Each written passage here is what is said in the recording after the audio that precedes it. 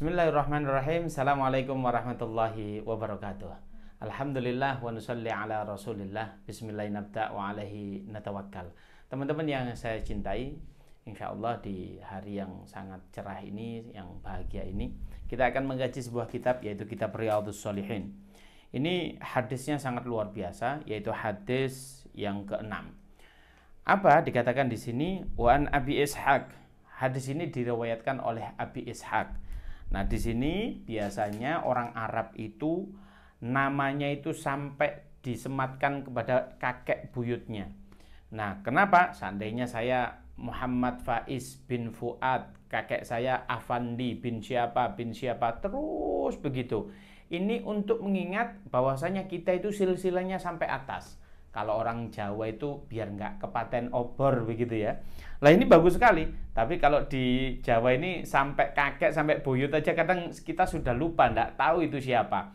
Canggah kita atau gandung sewur kita nggak tahu. Dan di Arab ini luar biasa ditulis. Ini namanya Wa an Abi Ishaq Sa'id bin Waqqas bin Malik bin Uhaib. Nah, berarti apa? Abi Ishaq bin Sa'id bin Uhaib ya. Abdul Manaf bin Zahar bin Kilab bin Murrah bin Ka'ab bin Lu'ay bin Quraisy bin Zuhair sampai dikatakan di sini kata baginda ahada asyara mubashir lahum fil jannah, bahwasannya Sa'ad bin Abi Waqqas itu salah satu sahabat yang dinas oleh Rasulullah langsung dari 10 sahabat yang langsung masuk surga. Maknanya beliau nanti akan melewati yang namanya apa? Barzah. Beliau ndak usah itu, ndak ada namanya siksa kubur. Beliau nggak ada hisab, langsung masuk surganya Allah Subhanahu wa taala. Karena itu dipilih oleh Allah Subhanahu wa taala atas amalan-amalan beliau di dunia ini. Dikatakan ini apa? Beliau itu mengatakan bahwasanya Rasul sallallahu alaihi wasallam qala ja'ani Rasul sallallahu alaihi wasallam, bahwasanya tatkala itu baginda Nabi Muhammad SAW mendatangiku. Nah, begitu ya. Ya'udu amil hajjal wada. Beliau tatkala itu melaksanakan haji wada. Berarti apa? Haji perpisahan. Beliau mengunjungiku, berziarah kepadaku. Lah ini bagian daripada sunnatullah. Kalau ada orang keluar kota, kita punya teman, kita punya saudara, disunnahkan kita untuk apa? Mengunjungi, silaturahmi. Nah, ini bagus sekali. Bahkan silaturahmi itu fadilahnya, riwayatnya gede. Dikatakan di dalam riwayat yang lain, barang siapa yang senantiasa ingin rizkinya banyak, hidupnya berkah, dalam arti berkah itu umurnya panjang, maka silaturahmilah kalian.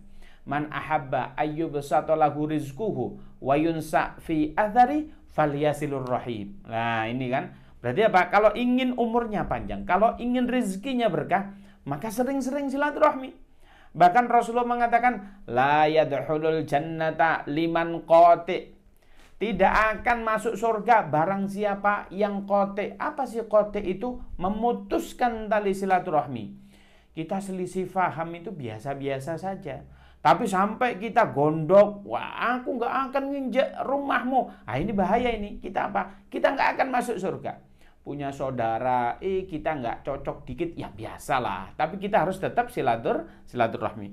Dan di sini Rasulullah mengajarkan kepada kita, beliau itu silaturahmi kepada salah satu sahabatnya yang berada di Mekah. Kita ketahui bersama bahwasanya Rasulullah itu dulu lahirnya di Mekah, kemudian beliau hijrah ke Madinah. Tatkala itu sudah Fathu Makkah, Makkah sudah dikuasai orang Islam kembali. Rasulullah melakukan haji wada, dan di situ ada salah satu temannya yang tinggal di sini. Kemudian apa? Dikunjungi, diendangi. Apakah sahabat yang di sini ini tidak ikut hijrah? Beliau dikatakan dulu ikut hijrah setelah Fathu Makkah. Ada yang mengatakan setelah Fathu Makkah, ada yang mengatakan sebelum Fathu Makkah. Beliau itu ada perjalanan bisnis. Asetnya banyak di Mekah, kemudian beliau bikin rumah. Lalu tatkala itu dikatakan tatkala beliau datang ke Rasulullah, apa dikatakan? Ya Rasulullah, aku ini sakit berat seperti halnya yang kau lihat. Ini sakit kayak sakitnya itu nggak ada harapan untuk sembuh. Nah ini, Kemudian apa? Beliau itu disemangati oleh Rasulullah. Ya isbir, fatakilah, sabar, insya Allah. Nah ini sunnah yang kedua, kalau ada orang sakit dikunjungi.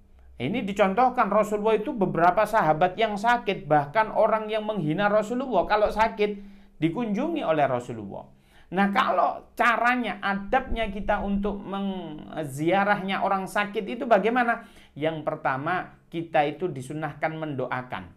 Walaupun doanya orang yang sakit itu lebih mustajabah daripada kita. Itu apa? Disunnahkan kepalanya dielus-elus. Tapi kalau di Jawa kayaknya kurang pas begitu ya. Orang dipegang kepalanya kurang pas. Ya nggak perlu, tapi doanya kita. Yang kedua apa? Kita menceritakan sesuatu yang enak-enak bagi dia. Kita ambil contoh ini. Jangan sampai kita begini. Kamu gimana? Sakit apa? Sakit gigi nih, Masya Allah. Anda cerita begini, oh iya kemarin tendagaku dia sakit gigi mati. Jangan begitu, maka dia akan patah semangat. Bagaimana caranya? Pak, insya Allah sakit gigi itu kalau Anda sabar akan dikasih akan dikasih derajat lebih tinggi daripada yang sebelumnya oleh Allah Subhanahu Wa Taala. Sebab ada 3 hal yang dicabut oleh Allah Subhanahu Wa Taala tatkala orang itu sakit. Yang pertama apa? Al-Qawi. Orang yang sakit itu ada 3 malaikat datang. 3 malaikat itu yang pertama mencabut nikmat yang namanya Al-Qawi. Apa? Kekuatan kita berkurang. Iya. Kalau orang sakit itu, ya orang sakit flu itu kadang kemarin itu kayak mereteli semua begitu. Badan tidak enak, apa segala macam. Itu orang sakit. Itu memang dicabut oleh Allah Subhanahu Wa Taala kekuatannya. Yang biasanya kita bisa sholat berjamaah di masjid, ini tidak kuat. Yang biasanya kita bisa jalan aktivitas selayaknya kayak kita biasa, baik itu aktivitas dakwah maupun aktivitas sosial, kita tidak kuat. Oleh karena itu, karena malaikatnya mengambil kekuatan kita. Yang kedua, malaikat lagi datang, diambil apa? Raghbahnya. Raghbah itu apa? Yaitu nafsunya. Nafsu untuk makan. Yang biasanya makan 2 piring habis begitu. Makan durian utuh habis ya. Makan sate Madura 10 ditambah kulit bisa begitu. Tetapi tatkala sakit barangkali 2 sendok saja sudah nggak mood, sudah nggak nafsu. Karena apa? Diambil oleh Allah Subhanahu Wa Taala melalui malaikat yang datang. Terakhir ada malaikat lagi yang datang. Kalau orang sakit itu apa yang dicabut? Yang dicabut adalah dzambun kita. Apa? Yaitu dosa kita. Setiap kita pasti memiliki dosa. Bahkan kita itu dosa yang kemarin kita produksi, belum kita istighfari, maknanya belum kita minta ampun kepada Allah, hari ini kita sudah memproduksi dosa yang baru. Maknanya setiap anak cucu Adam, kita, bukan hanya saya, tapi Anda semua pasti memiliki dosa. Dan dosanya akan dicabut oleh Allah Subhanahu Wa Taala bagi orang yang sakit. Tatkala dia sakit, dengan catatan dia tatkala sakit itu sabar. Gimana sih orang yang sakit sabar? Setidaknya salah satunya nggak ngeluh. Ada loh orang yang sakit itu ngeluh. Kita ambil contoh. Sakit gigi, umurnya sudah 25 tahun seandainya.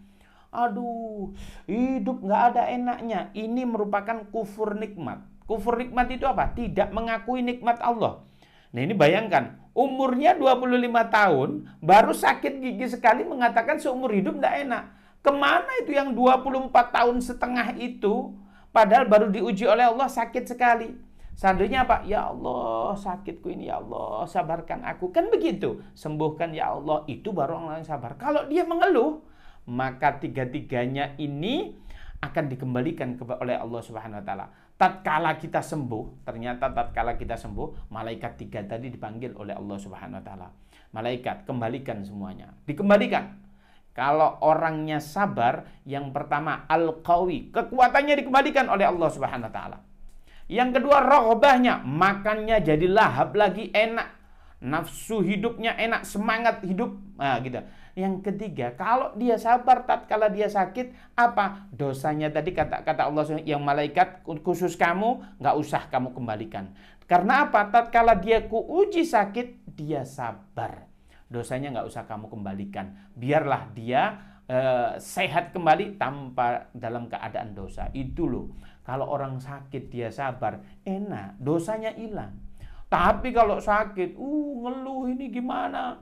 Saya belum punya BPJS atau ngeluh aja kehidupannya. Maka kata Allah, balikin itu dosanya. Ini dikasih ujian, nggak sabar dia itu. Maka kalau ada orang sakit semacam itu, maka sungguh dia kasihan, dia merasakan sakit tapi tidak dapat ampunan dari Allah Subhanahu wa taala.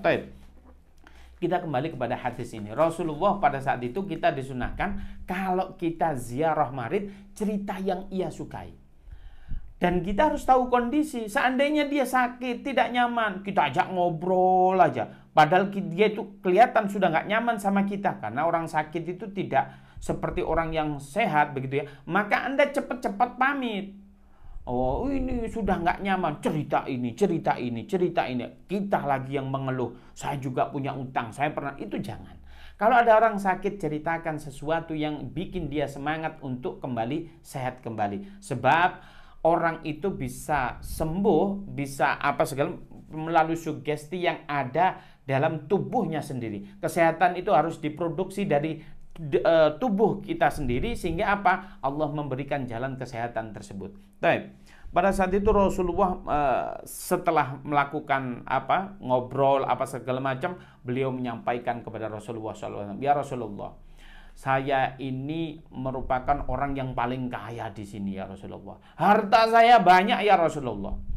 Tapi saya ini nggak punya ahli waris. Saya ini punya cuma satu putri saja. Kalau seandainya ya Rasulullah, hartaku yang banyak ini ya Rasulullah, ku sedekahkan 2/3. 2/3 itu kurang lebih ya 70 atau 65% gitu. Aku sedekahkan gimana ya Rasulullah? Apa kata Rasulullah? Jangan. Kalau kamu sedekahkan 2/3, tidak boleh. Kemudian dikatakan, amma syartun ya Rasulullah, apabila ini separuhnya 50%-nya aku sedekahkan gimana? Jangan, kata Rasulullah. Loh ini loh. Nah, yang ketiga, amma thulusun ya Rasulullah, kalau 1/3 gimana ya Rasulullah? Kata Rasulullah, sungguhnya 1/3 itu boleh dan 1/3 itu adalah yang paling banyak. Ini menunjukkan kita makhluk hidup. Kata Rasulullah SAW, kita harus mengingat apa anak keturunan kita. Karena apa? Meninggalkan anak keturunan kita dalam keadaan cukup itu lebih baik daripada diterangkan oleh hadis ini, yatakaffaf